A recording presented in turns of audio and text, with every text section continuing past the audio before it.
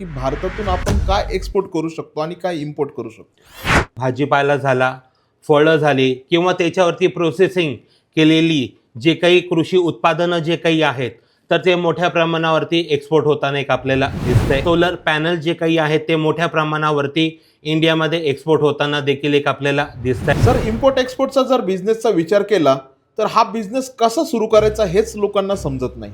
शेतकरी आहे आणि त्याला जर जहाजाने माल पाठवायचा आहे, पण त्या डॉक्युमेंटेशनचा पाठ करण्यासाठी कोणी एजंट्स वगैरे. पहिलं तर म्हणजे इनवाईस हे एक आपल्याला लागतं की आपल्याला ज्या देशाला तो एक्सपोर्ट करायचा आहे तर ना तिथली क्वालिटी आपल्याला मॅच करणं गरजेचं आहे. तर इंडियन ट्रेड पोर्टलवरती जर कधी आपण जातोय तर तिथे ते पॅरामीटर्स काय असावे, त्याची साईज कशी असावी, त्याचं हायजीन कसं असावं, त्याची व्हरायटी कुठली असावी.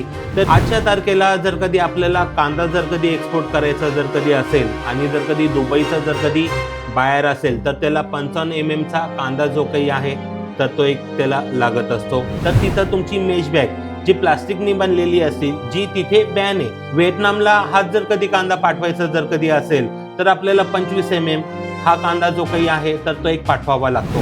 प्रोसेसिंगमध्येही काही पॅरामीटर्स असतात का? ही कन्सेप्ट बऱ्याच लोकांना माहिती नाही आहे. त्याच्यामध्ये बरेच लोक डीपमध्ये जात नाही, अपूर्ण माहिती घेतात आणि कन्साइनमेंट जी काही आहे, एक्सपोर्ट जो काही आहे तर ते करताना एक आपल्याला दिसतात आणि इथंच ते फसताना दिसतात.